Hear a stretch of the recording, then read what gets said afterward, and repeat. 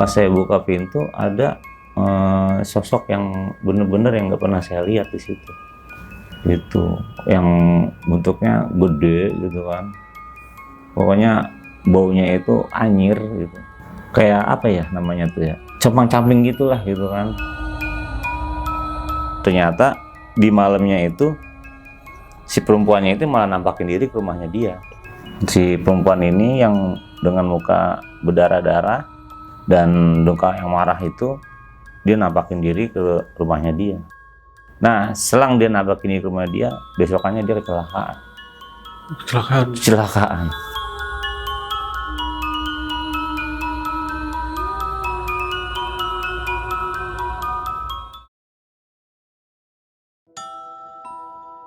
Assalamualaikum warahmatullahi wabarakatuh. Balik lagi di channel Kisah Tengah Malam bersama gue Vigo Fugara.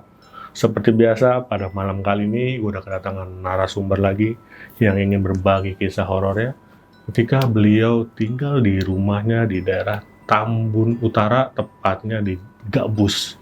Ya, dari sebelah gue ada Bang Irfan. Selamat malam Bang Irfan. Malam. Gimana kabarnya nih Bang Irfan? Alhamdulillah baik. Alhamdulillah. Di sana tinggal sama siapa Bang? Kebetulan sih tinggal sama keluarga saya, istri sama anak-anak. Istri sama anak Iya. gitu. Oke. Dari tahun berapa sih Bang tinggal di sana? Tinggal di sana di Gabus itu dimulai tahun 2018 sih. 2018. 2018. Dan itu rumah pribadi berarti ya? Pribadi. Oke. Nah, di sana itu tetangga Abang kayak udah rame atau masih sawah sih Bang kalau daerah sana? Kalau misalnya untuk tetangga sih udah lumayan rame, cuman di kiri kanan itu masih agak sepi sih gitu kan, masih ada rumah kosong, depan pun rumah kosong juga. Karena posisi di sana tuh kemungkinan agak jauh dari kota gitu kan, jadi banyak yang nggak ditinggalin atau sebagai investasi doang di sana. Gitu. Berarti nuansa masih sepi lah ya, Masih lumayan sepi, ya. masih sepi. Nah, di situ kan Abang banyak kejadian horor lah Bang ya. Nah, itu yang ngalamin, yang rasakan lah Abang doang atau istri juga ngalamin juga sih Bang? Kalau untuk yang ngalamin sih, saya pribadi ngalamin, istri ngalamin, sampai tetangga-tetangga juga sering pada ngalamin di sana. Oke, Gitu. tetangga-tetangga juga ada ya? Iya, ada yang ngalamin. Oh, itu tetangga sebelah berarti? Tetangga sebelah, yang di seberang juga ada yang ngalamin. Gitu juga. Karena mungkin karena di sana tuh dulunya emang persawahan, tapi juga di sana juga terdapat banyak-banyak inilah apa yang ada banyak namanya Gabus itu kan ya. Banyak kampung mistisnya di sana juga gitu. Masih ibaratnya ada mistis-mistisnya juga di sana. Iya, di sana tuh. Oke. Ya udah nih, kalian yang penasaran dengan ceritanya Bang Irfan, stay tune terus, jangan kemana-mana, tonton sampai habis. Dan bagi kalian gue mau ngingetin yang punya cerita juga atau pengalaman pribadi horornya, yang pengen berbagi kisahnya di Kisah Tengah Malam, bisa langsung klik link yang ada di deskripsi di bawah ini. Dan gue mau ngingetin bagi kalian yang udah nonton tapi belum subscribe, klik tombol subscribe sekarang agar kita makin semangat memberikan asupan-asupan horor ke kalian. Yaudah, nggak usah lama-lama lagi, Kisah Tengah Malam dimulai.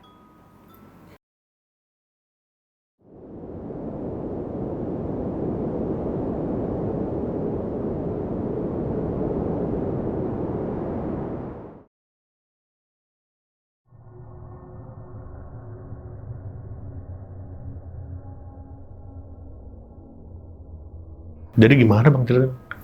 Jadi awalnya itu tahun 2018 saya mulai tinggal di situ. Awalnya kan nggak tahu tuh kita tinggal di situ dari kenyamanan diri kitanya tuh seperti apa atau kayak gimana gitu kan. Yang penting saya ada rezeki punya rumah di situ gitu kan. Dan kita juga nggak tahu kalau misalkan di sana itu ada satu hal lah gitu kan.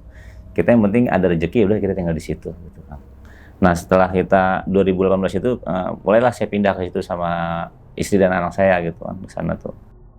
Awal mula sih ya nggak terlalu ini banget gitu, sama lah seperti halnya gitu kan ya, yang ibaratnya baru pindah gitu, nggak ngalamin hal-hal yang aneh-aneh di situ gitu kan ya.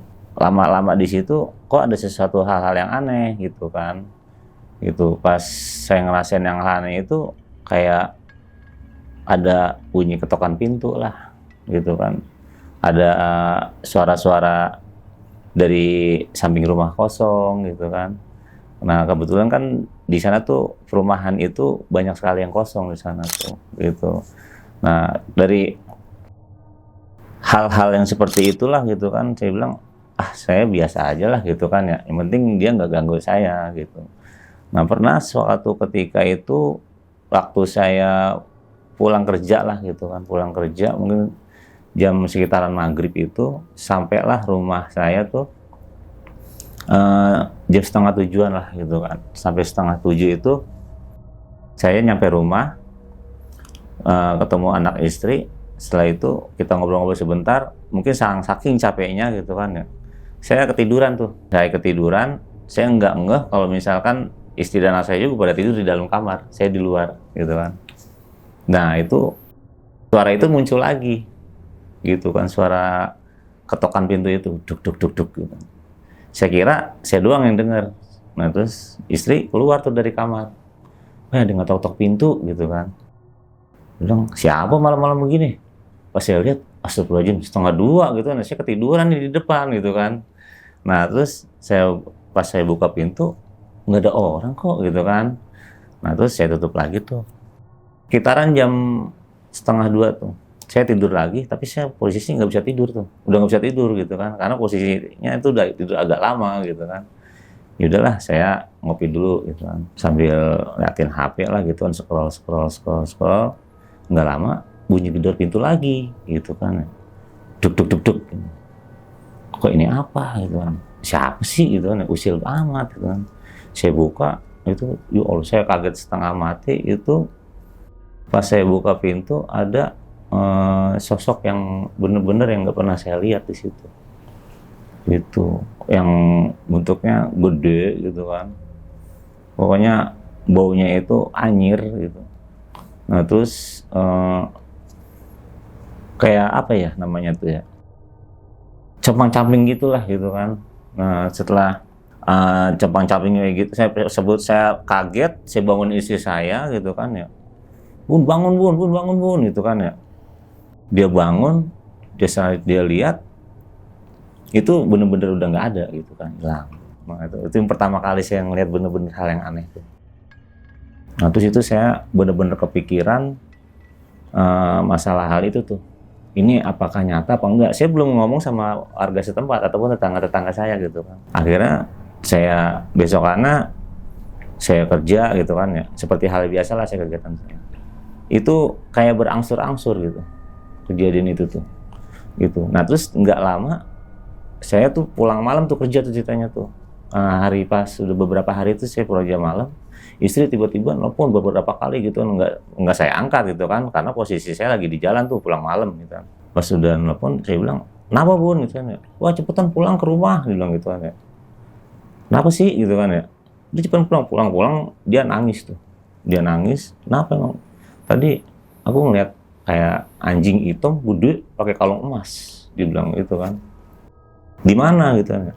Tadi duduk di sini nih gitu kan ya, di ruang tamu tuh gitu kan ya. Tadi duduk di sini, aku lagi tiduran di kamar, dia bilang gitu kan. Nah, terus semenjak itu, setelah anjing itu, dia ngeliat anjing itu, besokannya saya tuh sakit. Tuh, sakit sampai 4 bulan lebih. Pas sudah sampai 4 bulan lebih itu, berangsur-angsur lah tuh kan, akhirnya ya dia berobat lah, saya berobatin gitu kan, kemana gitu kan, sampai akhirnya dia ya lumayan sembuh gitu kan. Akhirnya sudah sembuh. Di tahun 2019 itu kita udah mulai agak mengurangi lah gangguan-gangguan itu gitu kan ya, udah kurang lah gitu. Tapi di pertengahan tahun 2019 itu udah mulai lagi gitu. Ada tetangga baru, saya tuh tinggal di depan rumah saya tuh, kan kosong tadinya tuh kan, dia tinggal di situ, dan itu dia mengalami hal yang sama apa yang saya alamin gitu kan, melihat sosok tinggi gede terus compang-camping gitu. Nah, terus selain itu juga dia ngelihat sosok kayak perempuan, itu benar-benar serem banget. Nah, itu ternyata sosok perempuan itu yang pernah dilihat sama istri saya. Nah, istri saya itu ngelihat perempuan itu, dia tuh dengan apa ya, muka marah gitu kan, dengan muka marah, terus rambutnya itu apa ya, keriting kriwel gitu, tapi memakai pakaian kayak orang biasa lah gitu kan, pakai orang biasa gitu. Cuman dengan berdarah-berdarah gitu kan, tapi dengan muka yang marah juga gitu. Sorry, itu posisinya di mana tuh setan itu? Di luar pintu apa di mana? Itu dia tuh kadang tuh nampakin depan kamar, udah masuk ke dalam rumah Udah di sih dalam sebenarnya. masuk Iya. ya? Terus kadang mereka tuh apa namanya, apa sih, dari jin apa setan gitu kan ya, itu di dapur kadang juga mereka tuh usil gitu kan ya, berantakin barang-barang gitu. Sampai saya tuh sebel, yang sebelnya itu ketika saya udah beresin barang-barang ada di dapur itu, tiba-tiba malam-malam wah, Berantakan sendiri. wah iya, saya nggak melihara kucing gitu kan, sedangkan tikus ya kayaknya nggak mungkin karena semua akses ketutup semua gitu kan. Tikus nggak mungkin, masa seberantakan ini gitu kan, sampai gelas banyak yang pecah gitu. Dan yang paling ekstrim lagi tuh ada lagi pas tetangga depan saya itu yang baru pindah itu tuh, dia mungkin dia gatal apa gimana, langsung cerita ke saya tuh, Om di sini tinggal udah berapa lama? Dia bilang gitu kan. Saya dari 2018, bilang gitu kan. Om, maaf nih katanya. Saya sebelumnya maaf banget. Itu Om ngalamin hal-hal yang aneh nggak di sini? Dia bilang gitu kan. Dia bilang, ngalamin hal saya emang agak sering gitu. Iya ya katanya, kemarin saya melihat apa namanya, orang tuh gede banget tuh, pakaiannya campang-camping, dibilang gitu kan. Nah terus apa namanya, gede banget lah gitu kan. Itu saya benar-benar kaget. Itu ngotok-ngotok itu berapa kali? Dia bilang gitu. Itu di rumah juga gitu Om. Iya katanya. Nah terus pertengahan 2019 itu tuh, setelah 2019 hampir melewati tuh, tahun 2020 itu kan banjir besar tuh ya, di Januari tuh banjir besar, kita bertahan di situ, tapi istri dan anak-anak itu saya ungsiin karena posisi di sana tuh benar-benar banjir setinggi seginilah, sedada gitu kan, karena kan iya dulu kan area persawahan sama ladang-ladang di sana tuh. Kita bertahan di situ, ada gangguan hal mistis yang luar biasa juga. Nah, jadi ya sosok yang besar itu ternyata sangat sering banget nampakin diri gitu. Ketika kita lagi bertahan di situ di ruang evakuasi yang punya rumah tingkat itu kan ya, itu mereka nampakin diri di situ. Kita emang bener-bener ya punya rasa takut gitu kan, ngeri juga gitu kan, tapi ya cobalah kita amalin atau kita bacain apa yang kita bisa, dibilang gitu kan.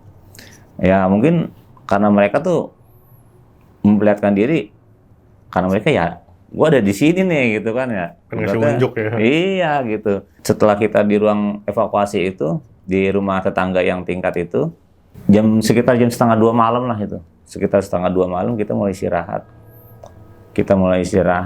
Semuanya tuh sekitar ada 6 orang itu, sama ibaratnya bapak-bapak semua yang di situ kan ya. Ya sekalian jaga-jaga ronda lah gitu kan. Karena posisi dalam banjir itu juga sering ada yang namanya maling gitu kan, mau nyari kesempatan lah gitu, karena rumah banyak yang ditinggalin. Di situ kita ngalamin gangguan yang namanya kuntilanak. Gitu. Kuntilanak ini bener-bener nyata adanya. Jadi kita berenam, 2 orang saya tinggal nih, saya berempat keliling gitu kan. Nah kita keliling perumahan tuh pakai perahu gitu kan, karena posisi banjir tinggi kan. Kita keliling pakai perahu, kita ronda di situ, kita keliling.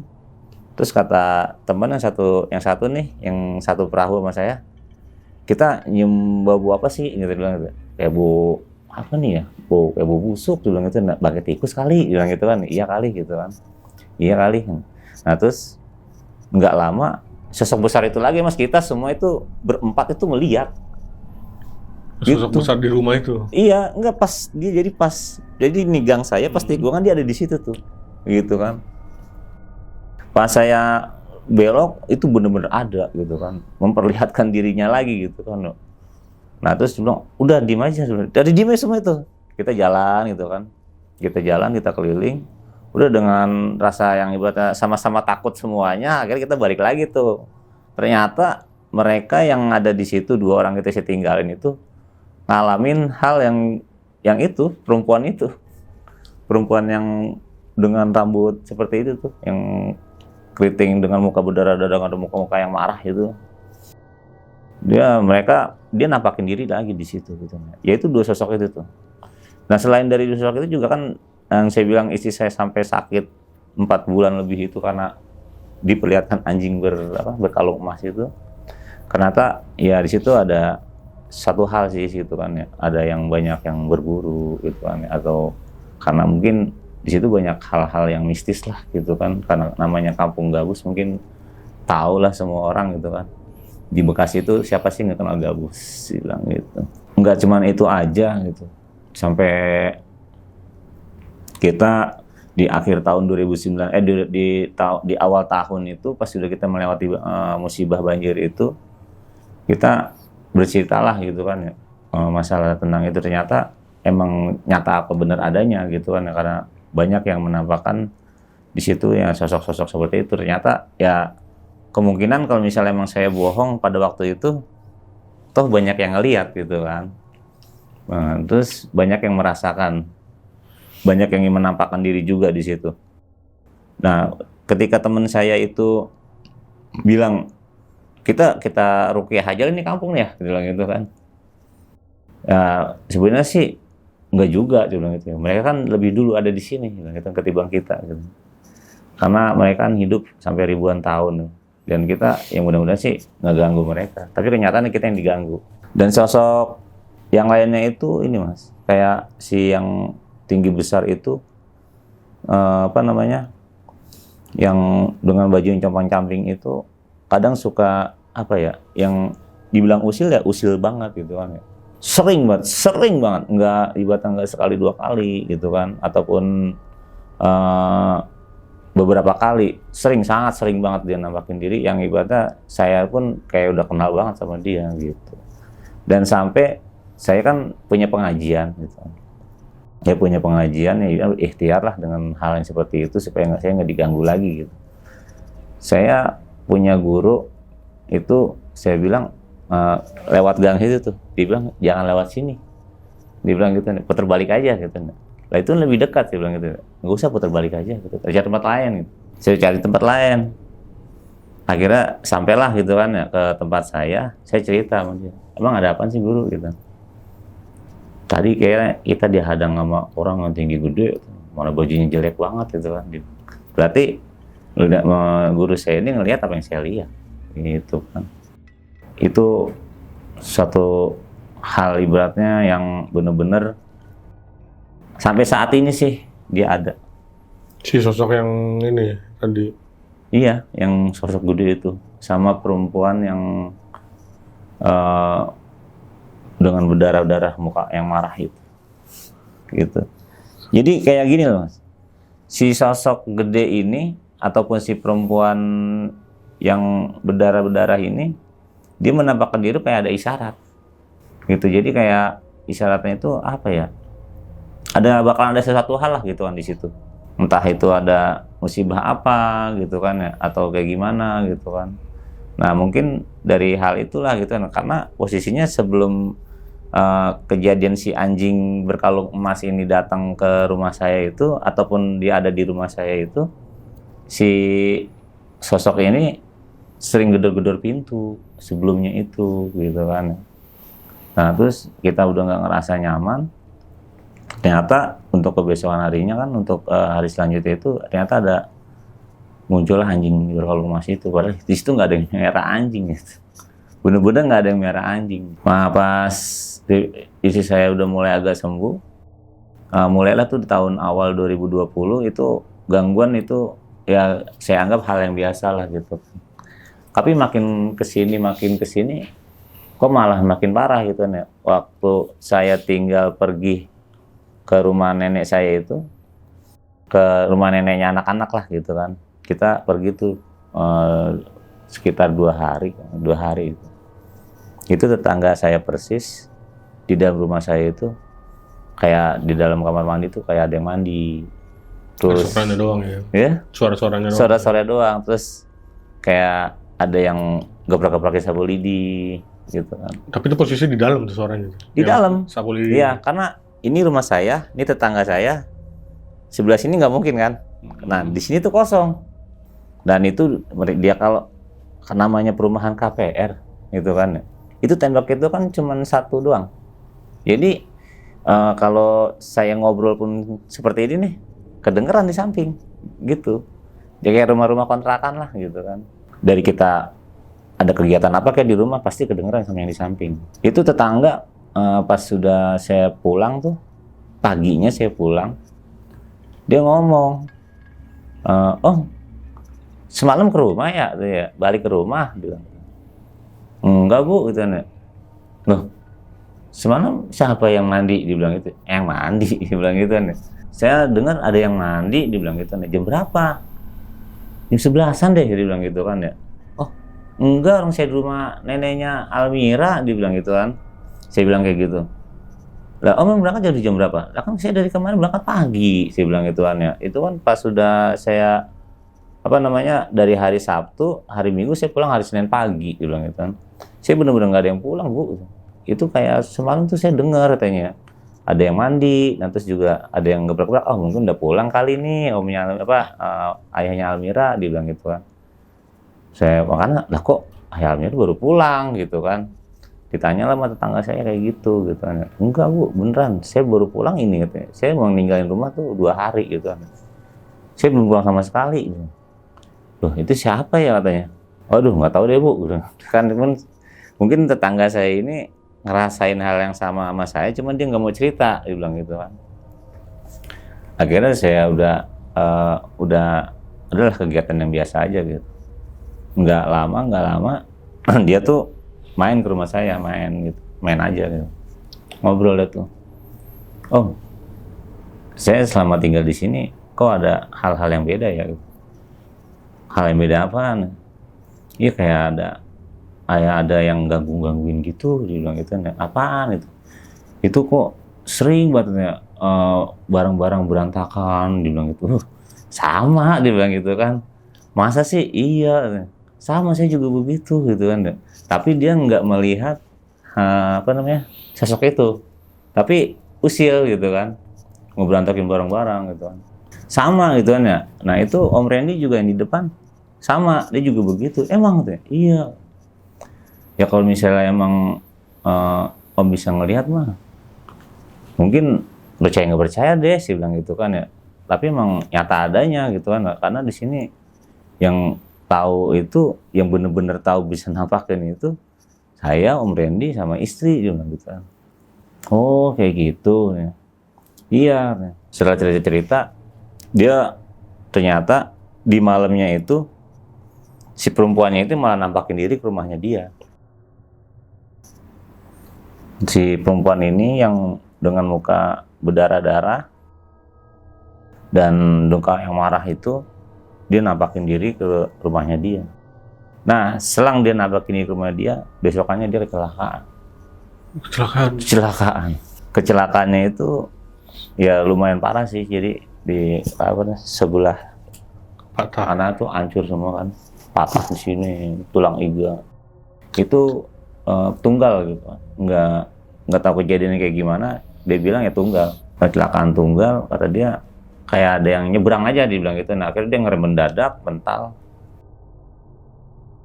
ya dia kecelakaan itu makanya pas saya bilang kok ini kalau ada yang menampakin si perempuan ini kayak ada isyarat, saya bilang gitu kan ya. Sama halnya waktu itu saya dia nampak sehari sebelum dia nampak itu hari Jumat kejadiannya tuh. Hari Jumat, saya kan kerja di pabrik tahu. Itu malam Sabtu itu dia nampakin diri.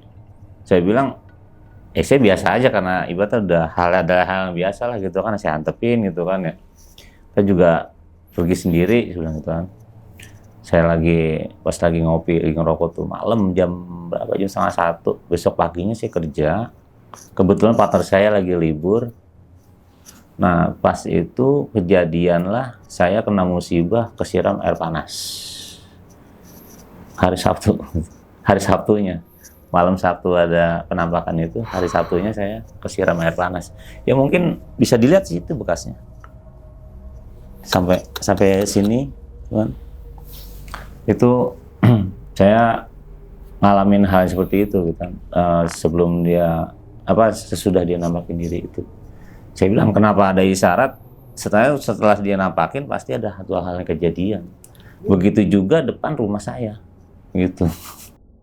Dia nampakin diri depan rumah yang tinggal di depan rumah saya itu si Om Randy ini. Dia nampakin diri, setelah dia nampakin diri pas kejadian besoknya itu anaknya itu kecemplung. Anaknya kecemplung gitu. Pas main lagi ke rumah neneknya, kebetulan neneknya dekat kali, anaknya kecemplung gitu kan. Ya mungkin kejadiannya seperti apa dia bilang kecemplung, tapi alhamdulillah sih gitu nggak sampai kelelep apa gimana ya. Mungkin ada warga yang buat nolongin di situ gitu. Jadi ketolong lah gitu kan. Gitu. Jadi akhirnya saya tanya-tanya, saya gali-gali gitu kan ya. Kok ini dua sosok ini sering banget gitu kan ya. Kalau dibilang ganggu sih iya gitu kan ya. Karena kan ya iseng lah gitu kan ya, saya sebagai yang tinggal di situ gitu, apakah saya mengganggu tempatnya dia dulu gitu kan. Pas sudah saya bilang saya udah ngerasa risih, akhirnya saya ngomonglah sama warga lama lah gitu yang ada di situ gitu. Warga lama dia bilang, Kong tahu perumahan GPR kan gitu kan ya. Emang kenapa Tong gitu kan ya? Gong di situ banyak jin dibilang gitu kan. Kalau misalnya untuk banyak jin apa setan memang tepatnya dibilang gitu kan. Karena di sana itu tempat dulu kalau dibilang itu orang berilmu lah gitu di situ tuh. Memang di situlah itu tempat berilmu karena di situ ada banyak tempat-tempat yang buat apa sih kayak tapa dulunya. Pas saya bilang kayak ada itu Kong gitu gitu, ada sosok yang sering ganggu warga situ sih dia bilang gitu. Ada dia ini ya yang orang gede dibilang gitu, orang gede sama perempuan. Iya Kong gitu kan, bener gitu. Oh itu mah dari sumur tuh dia bilang gitu kan. Sumur apa Kong? Sumur, di situ ada sumur. Di sini ada sumur tua 3, dibilang gitu kan. Ada sumur tua 3. Nah terus dibilang di sebelah yang satunya itu ada di sebelah, dia bilang ngalor gitu kan ya. Ngalor itu dibilang ada di sebelah dekat utara, dibilang gitu kan ya. Nah terus satu lagi ada di dalam perumahan lu tuh, dibilang gitu kan. Itu ada di tengah-tengah. Kebetulan emang tengah-tengah itu ya depan rumah saya. Karena depan rumah saya itu bentuknya di tengah-tengah gitu kan, di tengah-tengah kampung itu. Nah terus satu lagi ada di ada di kidul, dibilang itu dekat kali Bekasi di situ. Nah mungkin itu kan ya, dia emang itu mah ada penunggunya, emang itu dia, dibilang gitu kan ya. Dulu ada yang miara, enggak Kong, punya sampai saat ini masih gangguin terus, dibilang gitu kan ya. Masalah si jin ini atau misalnya orang tinggi gede ini sering gangguin kita orang gitu. Nah itu dulu emang sumur kepake buat air apa gimana Kong? Kagak Tong, itu dulu tempat buang orang, dibilang gitu. Buang orang, iya katanya. Dulu kita kalau misalnya emang lagi ada masalah nih sama orang, gimana? Sama orang kampung sebelah bagaimana? Itu buang ke situ, dibilang gitu kan. Nah itu jin yang gede itu dia penunggunya, dibilang gitu kan. Emang sering gangguin katanya. Iya. Nah, akhirnya si Kongkong ini nyaranin dah tuh, mendingan lu pada bikin syukuran lah di situ, dibilang gitu kan. Nah, kita bikin syukuran lah di situ gitu kan. Bikin syukuran, lamatan biar nggak diganggu lagi gitu. Tapi kenyataannya masih juga gitu kan sampai saat ini gitu kan. Dan ganggunya itu nggak kira-kira juga gitu kan, sampai dia atap rumah itu digedor-gedor gitu. Gitu kan. Dan yang ngerasain kan bukan saya juga. Kadang lagi itu pas saya pulang ngaji itu kan 1:30 jam 1 gitu kan malam. Itu saya lewat itu kayak dihadang gitu. Saya lewat kayak dihadang, tinggi gede gitu kan. Udah saya diem aja dulu gitu kan. Nah ini orang bilang kan saya kenapa berhenti di tengah jalan gitu. Soalnya nggak ada yang ngelihat ya. Iya. Tapi ada tetangga saya ngeliat Om Randy, Om, kesini aja gitu kan ya, kesini aja gitu. Nah terus dia bilang maksudnya masuk ke rumah dia gitu kan, karena sebelum ke rumah saya itu ke rumah dia gitu kan. Ya dia apa namanya hadang di depan rumah saya tuh. Akhirnya saya masuk ke rumah dia tuh. Masuk ke rumah dia dulu gitu kan. Udah masuk aja dulu gitu kan. Nah masuk dulu gitu. Sudah dia udah nggak ada. Akhirnya saya keluar lagi. Saya bilang, astagfirullahaladzim, ini kenapa sih harus gangguin gitu kan ya, gangguin terus gitu. Nah ternyata sebenarnya sumur tua itu ada di mana sih, dia bilang gitu kan. Akhirnya saya cari tahu lagi tuh masalah sumur tua yang ada di tengah itu. Nah besokannya pas saya libur itu saya ke rumah, silaturahmi lah ke rumah Kong itu lagi. Kong, ini sumur tua yang di tengah itu sebelah mana sih? Bisa kasih lokasinya enggak gitu kan? Emang kenapa gitu kan ya? Lebih udah bikin syukuran emang udah, tapi masih aja digangguin bilang gitu. Ya udah katanya, entar dah sorean dikit ya bisa asar gitu. Ya udah.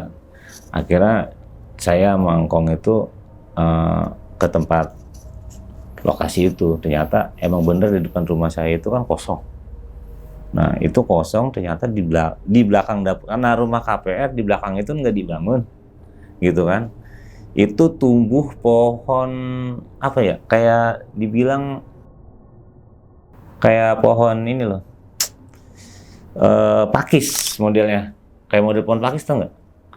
Itu udah tinggi gede banget, itu bener-bener nggak kelihatan karena dia ketutupan sama belakang rumahnya itu tingkat gitu kan. Sebelah rumahnya kan yang Om Randy ini, karena yang depan persis saya itu yang ternyata ada sumurnya itu. Di sini nih sumurnya, dibilang gitu ya. Lah itu depan rumah saya kok, gitu gitu. Itu rumah lu katanya. Iya. Di sini katanya sumurnya. Emang setahu gue emang di sini gitu ya. Karena ya maksudnya ya ini dibilang gitu. Pas sudah dikasih tahu itu apa namanya sumur itu, udah tuh sama Ngkong itu kita ngopi-ngopi lah depan rumah saya gitu kan, ngobrol. Nah, terus datang si Om Randy ini ke rumah saya, ngobrol-ngobrol masalah si sosok ini gitu kan. Nah itu ternyata selain dia penunggu dari sumur tua itu, kayak ada hal dendam, dia punya musuh yang pernah ada di situ gitu. Tapi entah itu musuhnya siapa saya nggak ngerti gitu kan. Dan si perempuan yang muka berdarah-darah dengan muka yang marah itu, ternyata di situ dia warga asli situ yang dulu pernah dibuang ke situ gitu, karena ada permusuhan gitu kan. Dia sampai dibunuh, dibuang ke situ gitu kan ya. Tapi sih mayatnya diketemukan, tapi mungkin roh ataupun rasa dendamnya itu masih ada, masih di nyangkut situ. di situ. Iya. Berarti Gitu. banyak juga yang dibuang. Iya, ya, enggak saya itu juga sih Mas. Jadi banyak hal-hal mistis kayak ya kayak anjing gitu kan. Saya bilang anjing hitam yang berkalung emas itu saya masih pertanyakan juga sampai saat ini juga. Dia bilang ternyata itu emang anjing goib, tapi ada yang miara. Dibilang gitu. Ada yang miara orang sini gitu ya. Tapi dibilang nggak apa-apa, tapi kok kenapa sampai istri saya sakit berbulan-bulan, dibilang gitu kan. Padahal saya udah tes medis ataupun dengan medis sampai juga tadi dia dirawat sampai pulang begitu lagi dan semakin parah, bilang gitu kan. Ternyata non medis gitu kan. Dan akhirnya kita ya dengan cara saya gitu kan, di rumah itu 2 hari sekali itu ada pengajian itu. Tapi alhamdulillah sampai saat ini udah berkurang lah gitu kan ya. Bahkan di 2023 ini hal itu masih ada sih, masih berlanjut gitu kan. Entah sampai kapan saya bilang, tapi yang ya dari diri saya pribadi sih mendingan ya sabar aja lah gitu kan ya. Mungkin emang tempat dia di sini gitu kan ya. Yang penting dia nggak sampai matiin saya, dia bilang gitu kan. Ya udah pas semenjak kejadian-kejadian itu, kenapa ibarat akhirnya tetangga saya yang depan ini nggak kuat, pindah dia gitu karena gangguan-gangguan itu. Sebenarnya sih istri saya juga nggak kuat gitu kan. Istri saya nggak kuat karena suatu hal yang kayak gitu ya. Kalau saya tinggal kerja sampai saya pulang malam gitu kan, tapi pulang malam kayak begini nih, itu pasti dia tuh ngerasain hal-hal yang gitulah gitu kan. Sampai pintu digedor-gedor lah gitu kan. Terus plafon rumah digubrak-gubrak. Nah berarti kan yang tadi ini kan ya sosok perempuan mukanya hancur nih Bang ya. Yang itu berdarah itu ya.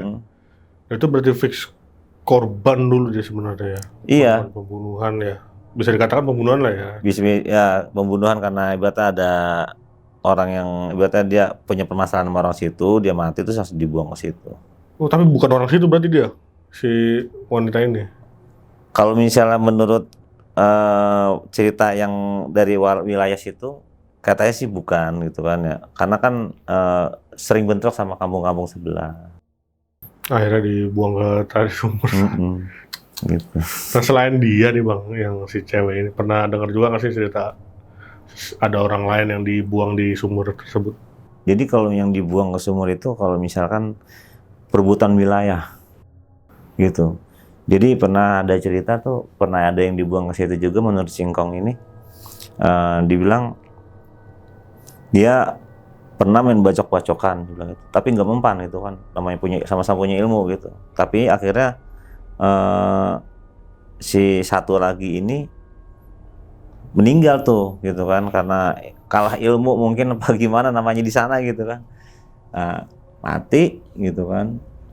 Itu mayatnya digotong-gotong gitu kan. Karena ibaratnya digotong-gotong, dibuanglah ke situ. Itu dulu tuh, bener-bener ibaratnya yang rumahnya masih jarang dan nggak ada perumahan sih sebenarnya dulu situ. Gitu. Dan ada beberapa sih di sumur yang yang dekat Kali Bekasi gitu kan. Banyak gitu yang pada dibuang ke sumur itu. Nah itu emang sumur itu emang kosong apa emang ada air sih Bang? Kalau misalnya dulu sih buat ini loh yang orang bertani gitu dulu gitu. Tapi kan semenjak bertahun-tahun gitu kan ya beralih fungsi mungkin. Gitu semenjak pas ada bukan korban jiwa sih. Kalau pas ada yang dibuang ke situ udah nggak digunain lagi. Dan jadi ini jadi tempat pembuangan situ. Buangan mayat itu. Nah tadi saya penasaran sama yang sosok hitam yang tinggi gede itu tuh. Itu dia wujudnya seperti orang biasa atau kayak gundurwo itu sih Bang yang berbulu lebat gitu. Kalau misalkan si sosok yang gede itu, saya bilang tadi kan dengan pakaian yang compang-camping gitu kan. Iya, pakaian compang-camping, cuman dia badannya tinggi, gede. Itu kalau lihat wajahnya itu kayak apa ya? Perawakan manusia tapi abstrak sih. Gitu kan ya. Maksudnya abstrak itu gimana ya? Ya hancur lah gitu kan. Gimana sih? Nggak berbentuk lah muka gitu kan. Bener-bener nggak berbentuk gitu. Nah, mitosnya dia itu wujudnya dari mana sih Bang? Pernah tahu juga nggak? Nah, jadi sosok ini.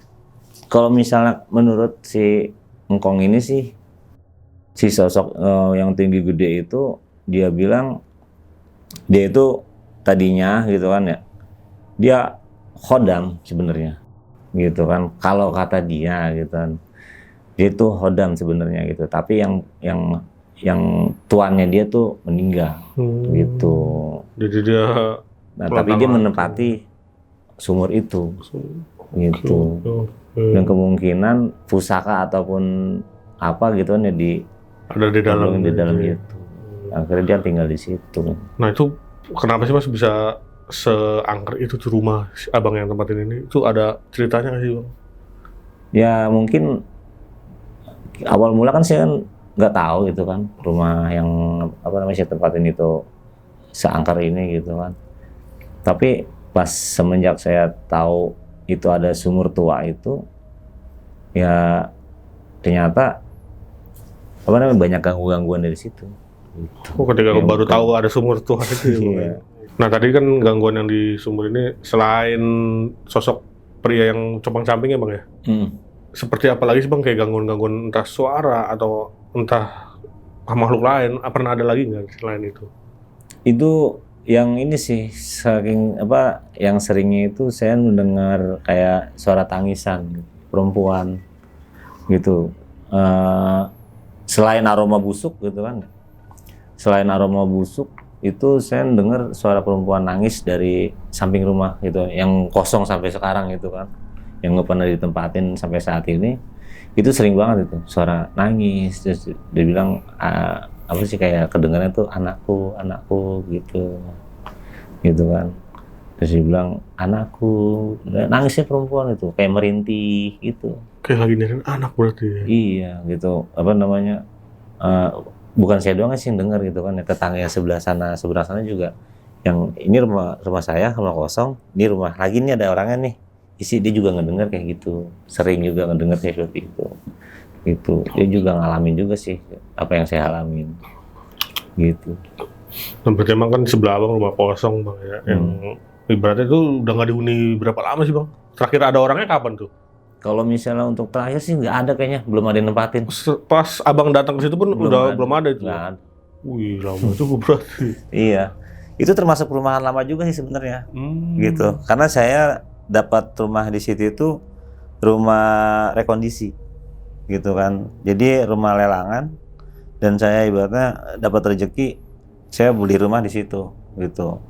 Dan saya tanya gitu kan, ini perumahan lama, tapi kok banyak nggak ditempatin gitu. Ya ternyata selain di situ tempatnya banjir ya, tapi banyak hal mistis ataupun angker gitu.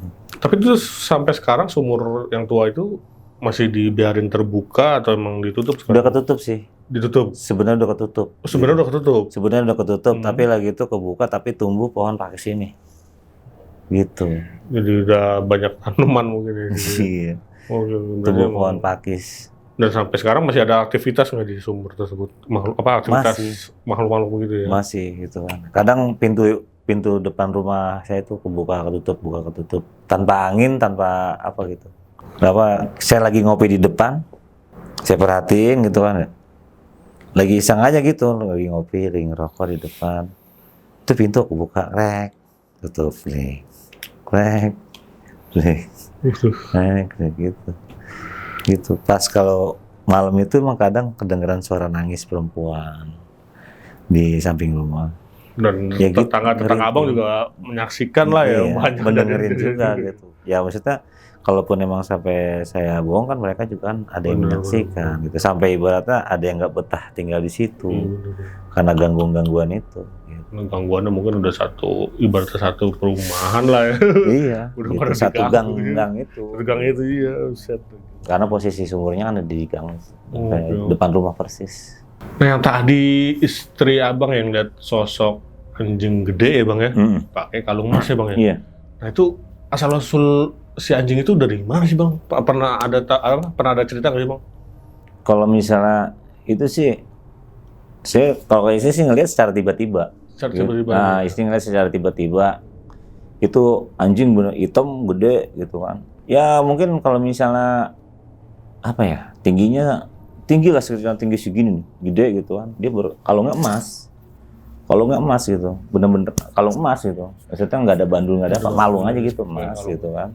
Dan itu langsung istri abang langsung sakit kayak. Nah dia kaget awalnya tuh, belum sakit dulu tuh. Nah itu kaget, dia nelponin saya kan, saya pulang kerja itu. Dia nelponin saya bilang ada apa sih, bilang gitu kan ya. Ternyata kan dia ngelihat anjing itu posisinya itu kalau nggak salah itu jam 6:30 maghrib deh. Nah itu dia ngelihat soalnya itu, tapi pas dia berdiri itu anjingnya langsung jalan. Padahal posisi pintu kan ketutup tuh, gitu kan ya. Anjing itu keluar, gitu kan. Nah akhirnya kan saya tanyain juga tuh masalah anjing. Ternyata itu ada yang punya. Anjing itu ada yang punya, gitu kan ya. Tapi nggak tahu siapa yang punya, dia bilang gitu. Yang punya dalam artian memelihara secara gaib. Gitu. Nah, sosok anjing ini selain istri abang yang lihat, pernah ada nggak sih tetangga abang atau siapa yang ada? Sampai partner saya yang kerja juga pernah ngelihat. Dia juga sakit juga. Jadi setiap ada yang lihat, itu sakit langsung. Sakit, karena kan istrinya sakit tuh. Besokan kan dia sakit tuh ya. Kayak panas dingin, meriang gitu kan. Terus dengan rasa cemas lah gitu kan. Nah, nggak lama itu dia sembuh. Pas setelah sembuh itu, partner kerja saya kebetulan kan dekat rumah saya, gitu kan ya. Dekat rumah saya, nanti pas lagi kerja, kok dia nggak berangkat? Dia bilang gitu kan ya. Akhirnya saya teleponin nggak diangkat-angkat. Nah, pulanglah saya, pas pulang, setelah pulang, dia lagi sakit ternyata gitu kan ya.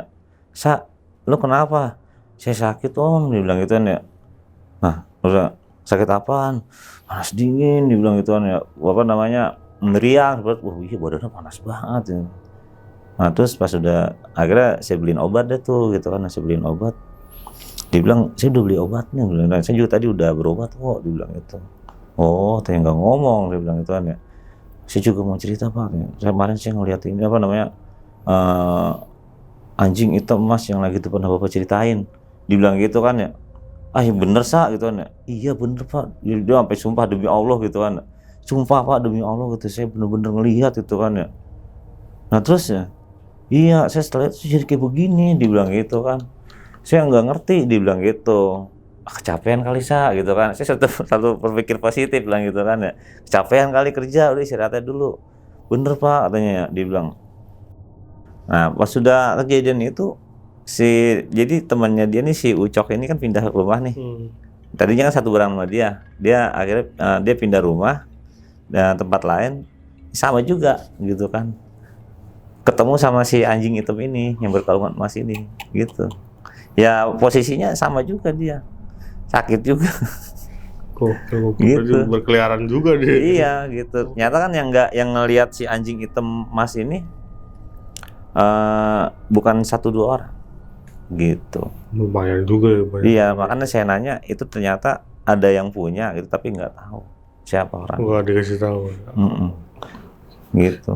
Kemungkinan besar atau mungkin penganut-penganut ilmu apa ya. Bisa jadi. Karena di sana tuh ya hal-hal mistis ya mohon maaf Pak gitu ya.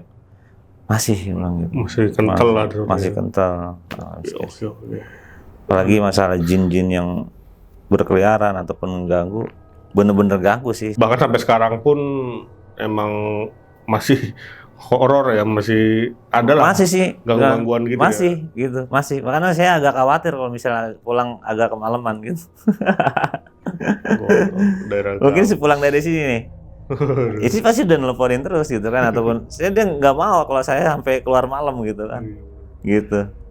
Karena iseng gitu. Nah, tapi istri pernah cerita nggak sih pas lagi ditinggal sendiri nih misalkan, nah dia diganggu nih, apakah ganggu apa gitu? Kalau sebelumnya kan dia memberanikan diri lah gitu kan ya, buat apa namanya, saya tinggal sendiri kalau misalnya saya ngaji gitu kan. Dia kayak pertama sih awalnya ada hal yang biasa lah bagi dia gitu kan ya, diganggu, digedok pintunya gitu kan, digubrak-gubrak plafonnya gitu. Nah terus kadang di kamar mandi apa namanya gayung gitu kan. Nah terus setelah itu makin kemarin tuh kayak semakin ekstrim lah saya bilang gitu kan ya. Akhirnya kalau misalnya saya yang ngaji atau pulang keluar malam, saya titipin dia gitu, titipin isi saya mana saya baru keluar gitu kan. Nanti saya jemput baru pulang gitu. Biar ada temennya lah ya. Iya. Sendiri juga lumayan gitu. Kadang ipar saya suruh saya di rumah gitu. Oke, sekian nih cerita dari Bang Irfan untuk malam kali ini. Terima kasih banyak Bang Irfan udah bercerita di Kisah Tengah Malam. Bagaimana pendapat kalian? Tulis di kolom komentar. Dan gua mau ngingetin lagi nih, bagi kalian yang punya cerita horor atau pengalaman horor yang pengen berbagi kisahnya di Kisah Tengah Malam, bisa langsung klik link yang ada di deskripsi di bawah ini. Oke, segitu aja. Gue Viko pamit undur diri dan Bang Irfan juga pamit undur diri. Wassalamualaikum warahmatullahi wabarakatuh.